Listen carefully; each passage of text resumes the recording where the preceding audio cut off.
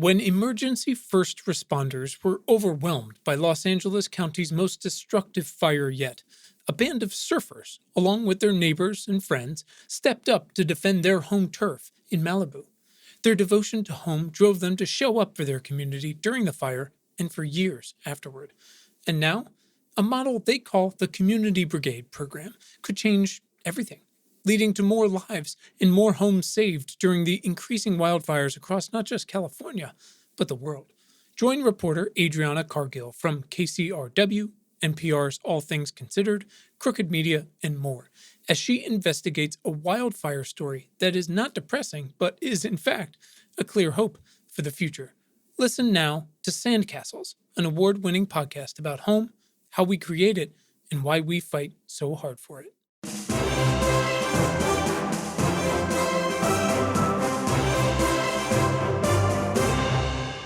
This week, sometimes you just need to start over. And later, the news. More young people are getting cancer for some godforsaken reason. Solar power just keeps growing. New YouTube and Instagram misinformation rules. Getting paid to bike to work, and more. But first, I'm Quinn Emmett, and this is Important, Not Important, Science for people who give a shit. The newsletter features the most important science news, how to think about it, and what the hell you can do about it. Hit subscribe right now to get this newsletter, and on Mondays, my conversations with the world's smartest people. You can find the email version and links to everything at importantnotimportant.com or right in your show notes. It's Friday, June 9th, 2023. Here's your weekly action steps. If apocalyptic skies and hazardous air quality reports are making your climate anxiety a little more intense this week, I feel you. Look into the Climate Psychiatry Alliance's database to find a climate-aware psychiatrist near you. Number 2, help spread fire adaptation practices and give communities the tools they need to reduce their wildfire risk and increase their resilience by donating to fire-adapted communities. Again, this is all in your show notes. Number 3, campaign to speed up the transition away from coal. We should just bury this shit at this point.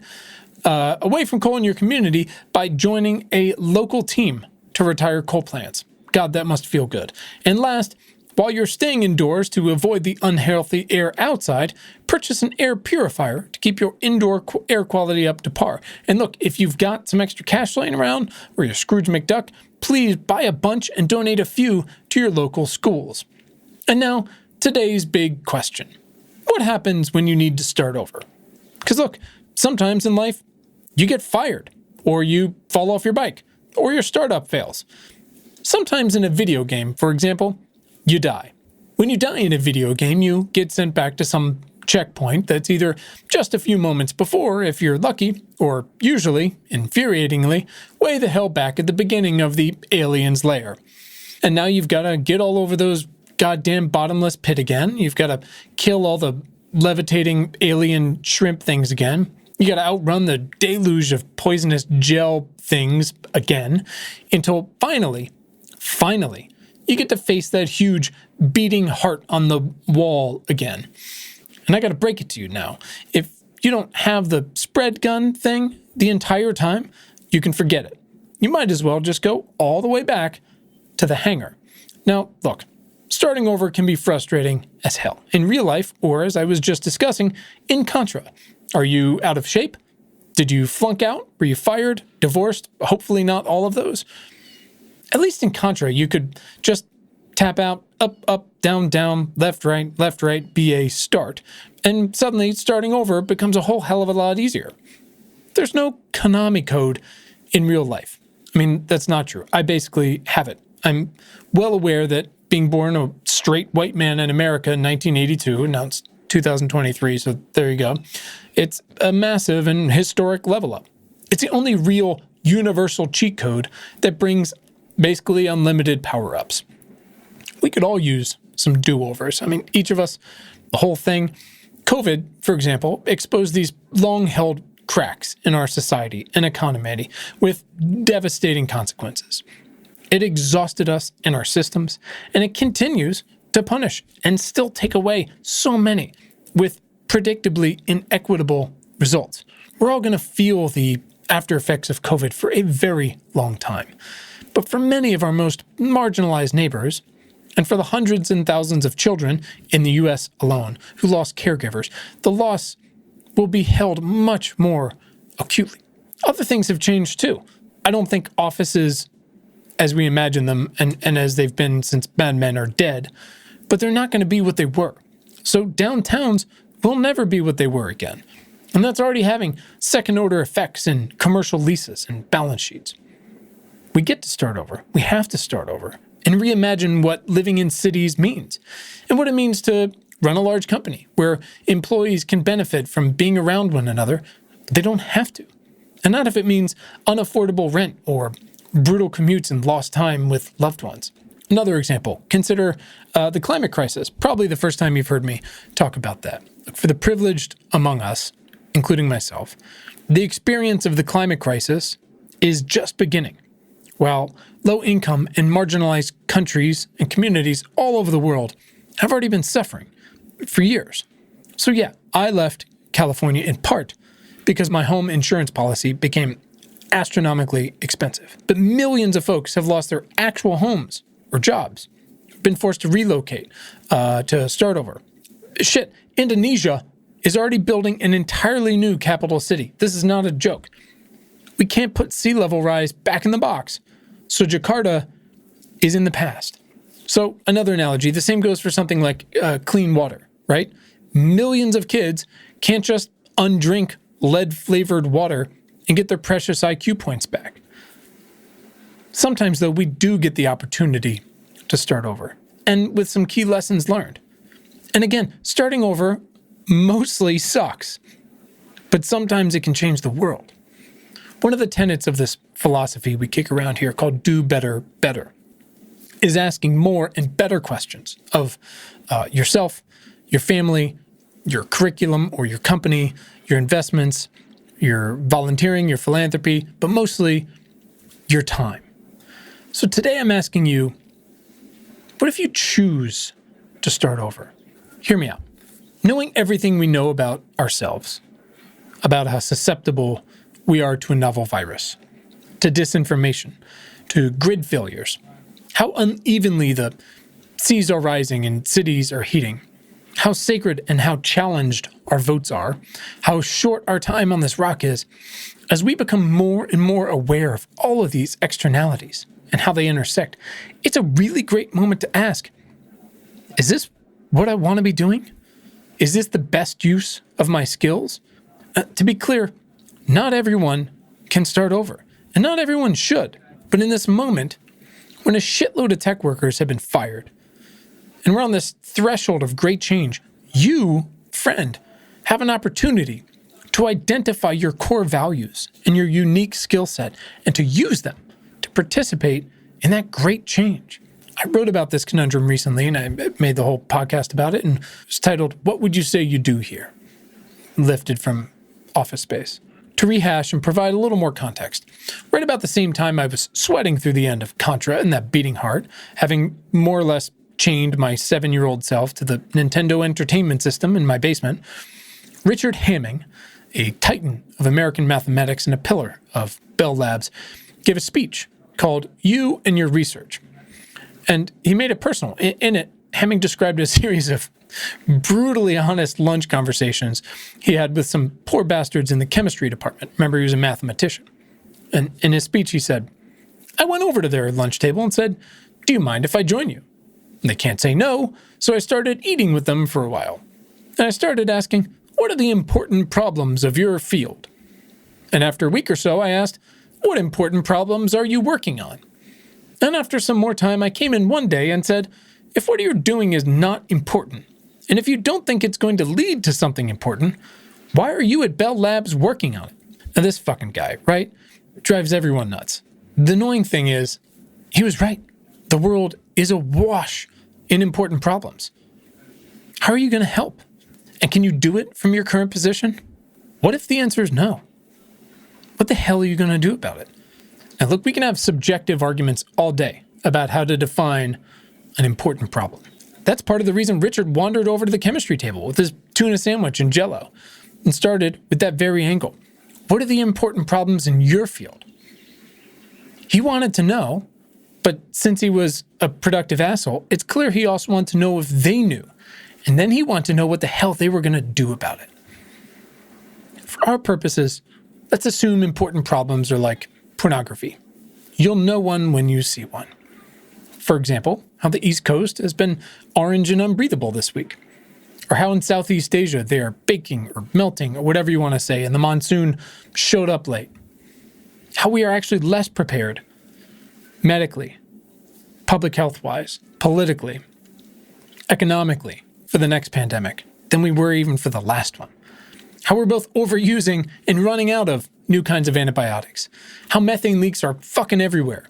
Or how rapid AI development is coming along with very few ethical guardrails. Now, in 1989, I identified Contra's enormous beating alien heart thing as one of the world's most important problems. I made peace with starting over as many times as necessary, and then dedicated myself to blowing it up, day in and day out. The only way out was through. I had to start over and over and over. I lived with the problem. I dreamt about it. And again, an entirely privileged life, but I do think my sports experience comes into play with kind of how I see these kind of things.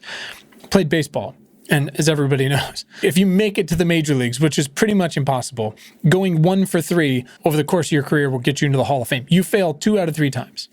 I was a college swimmer. How many races I lost by hundredths of a second? I had no control over that, but I tried and tried and tried and tried. And to quote Hamming again, he said, "Everybody who has studied creativity is driven finally to saying, creativity comes out of your subconscious. Suddenly, somehow, there it is. It just appears. Well, we know very little about the subconscious," he said. "But one thing you are pretty well aware of is that your dreams also come out of your subconscious. And you're aware your dreams are, to a fair extent, a reworking of the experiences of the day." He said, if you're deeply immersed and committed to a topic, day after day after day, your subconscious has nothing to do but work on your problem. And so you wake up one morning or on some afternoon, and there's the answer. And for those who don't get committed to their current problem, the subconscious goofs off on other things and doesn't produce the big result. So the way to manage yourself, he said, is that when you have a real important problem, you don't let anything else get the center of your attention. You keep your thoughts on the problem. Keep your subconscious starved so it has to work on your problem so you can sleep peacefully and get the answer in the morning for free. Now, I mean, that's pretty fucking great if it works for you. It's worked for me in the past for creative writing. And many incredible humans, including many of you, have already dedicated your lives to working on actual important problems. On the other hand, in this time of great struggle and consequence, I have a blog and a podcast. So setting my own failures aside, let's revisit some questions from that post a couple weeks ago, what would you say you do here? Which are also the basis for a lot of my one-on-one conversations. You can ask yourself, what do I make? What does my company make? Why do we make them? Who needs them? Do we have to make them? Says who? Do they address any of the world's great problems? And if not, do I want to keep making them? Now, these apply if you're a solo operator, by choice or not, too. You can use them to reimagine how you market yourself to companies, or to start an entirely new one. Though I will tell you, the world is truly already packed with stellar organizations looking for people like you, no matter what you do. Are you a young person with a world-changing climate idea? There's all kinds of places like 776 out there just handing out grants. Want to be an electrician? We need 1 million of them. Want to use AI to solve old problems? Have at it. Want to reinvent the trash can like Matt Rogers to fight food waste? Want to become a community health worker? Want to use behavioral data and peer pressure to encourage voters to turn out? Start an olive oil and climate-friendly company? You want to invest in black climate VCs? Do you want to build a better, healthier birth control? There's room for all that. We need you. With important problems, systemic, society-wide, life or death problems, come these enormous, plentiful opportunities, and they seem like low-hanging fruit. And they are. That doesn't mean it's easy, but they are. These are opportunities to join together, to contribute, to profit, to make change, to make what I call compound action. Opportunities to take a step back and think about how we want to spend our time and use our skills. And whether doing so means starting over, whether you've been recently canned or not. Opportunities to take everything we've learned and start fresh, like a new relationship after a bad one. To make something new, to invent a way to recycle something old, batteries, solar panels, wind turbines, masks, whatever. To design a more accessible way of using it, to paint a picture of how to try it, to market it to people who've never had the chance to experience it, to invest your money and your time to make the next version even better, cleaner, faster, more powerful, and maybe, yes, even less energy intensive. You can start over right now in your screenplay, in your investment portfolio, in your commute, in your neighborhood, on your school board, inside your company, on your TV show or your podcast, by rerouting your industry, by embracing moments to listen to everyone who's already dealing with all this shit, to have the beginner's mind, to donate to and volunteer with charitable efforts that need your very specific set of skills. It just means you might have to start over. And that could change the world. And now, the news. In climate change news, biofuels might not actually be the best climate solution. Number 2, reforesting the Amazon could drastically help slow global warming, but there's a lot of roadblocks. Number 3, would you bike to work if the feds paid you to? Number 4, the clean energy transition is reliant on mines, but young people don't want to work in them. And last, solar is growing fast enough to meet global decarbonization goals. And we've got a graph in the show notes as a treat, because you deserve it. In COVID news, anti-vaxxers and medical misinformation spreaders are getting their social media platforms back. What the fuck? And second, wildfire smoke, you may have heard of it, can increase the risk of contracting COVID. It's like 2020 and 2021 all over again. Let's just stop doing all of this stuff. In food and water news, lack of water is limiting construction in Arizona, which kind of feels like a big deal. Number 2, as global food costs soar, a food delivery company is launching a fund for food insecure Americans.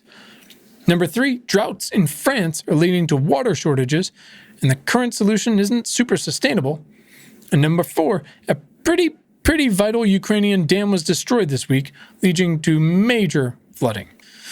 In health and bio news, a new pill for lung cancer was found to cut the risk of death after surgery in half during clinical trials. That's awesome. Unfortunately, cancer is on the rise for people under 50 worldwide. We don't really know why, and I will reiterate that I fucking hate cancer. Number 3, the chatbot working for an eating disorder helpline, instead of real humans capable of human empathy, was found to be encouraging unhealthy eating habits, which is just great. And last, in case you weren't aware, this week was measurably one of the worst wildfire pollution events in North American history. In computer news, could online age verification rules designed to protect children backfire and come at the price of everyone's privacy? I do not know what the answer is here. Second, the AI boom could be hindered by the cost of operating systems to run them, not to say the water and climate costs. And last, again, to come back to it, YouTube has changed its misinformation policy, and Instagram did too in some ways, to allow 2020 election denial videos to remain on the site. All right, that's it for this week. Hit subscribe to get next week's issue straight to your feed. To go deeper, visit importantnotimportant.com. Thanks for being a part of our community, and thanks for giving a shit.